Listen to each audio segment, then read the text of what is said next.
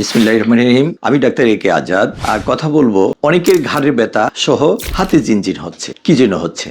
যাদের ঘাড়ের ব্যথার সাথে হাতে জিনজিন হয়, হাতে ব্যথা হয়, হাত ওঠাতে অসুবিধা হয়, তাদের ক্ষেত্রে যে সমস্যাটি হয় সেটা হচ্ছে যাদের বয়স বিশেষ করে 30 থেকে 40-এর উপরে, তাদের ক্ষেত্রে সার্ভাইকাল স্পন্ডাইলোসিসের জন্য হতে পারে।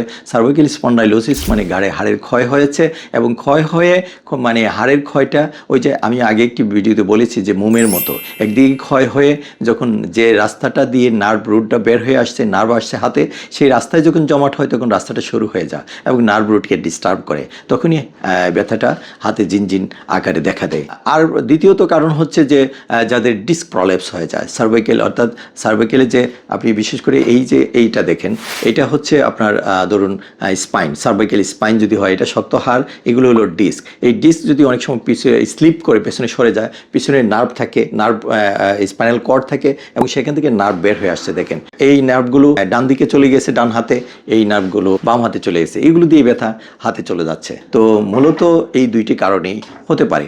আরও কারণ থাকতে পারে, অনেক সময় আপনি দীর্ঘক্ষণ মেল পোশ্চারে বসে আছেন, হেলান দিয়ে বসে আছেন, সেখান থেকে আপনার ঘাড়ের সমস্যা হতে পারে, মাসেল স্পাজম হতে পারে, সেখান থেকেও সাময়িক সমস্যা হতে পারে। অনেক সময় সামান্য স্লিপ করে গিয়েছে, ডিস্ক বালজিং হয়েছে, সেখান থেকে কোনো রুট ইমপিজমেন্ট হতে পারে এবং সেটার কারণে কিন্তু ব্যথা যেতে পারে। কমন কারণ হচ্ছে সার্ভাইকাল স্পন্ডাইলোসিস এবং ডিস্ক প্রলেপস, এই দুটি কারণে মূলত হয়ে থাকে। আমরা কমনগুলোই নিয়ে কথা বলবো, অর্থাৎ মেজরিটি লোকজন যেটা সমস্যা, যে সমস্যাটা ভোগেন বা যে কারণে ভোগেন সেটা নিয়ে আমরা কথা বলতে চাই, মেজরিটি লোককে আমরা টাচ করতে চাই।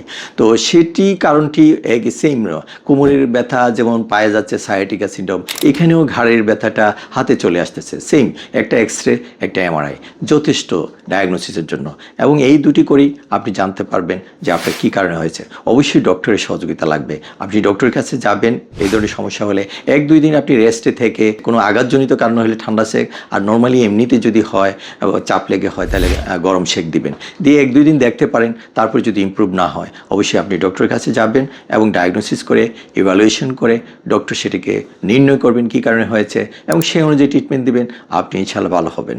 আজ এখানে রাখছি।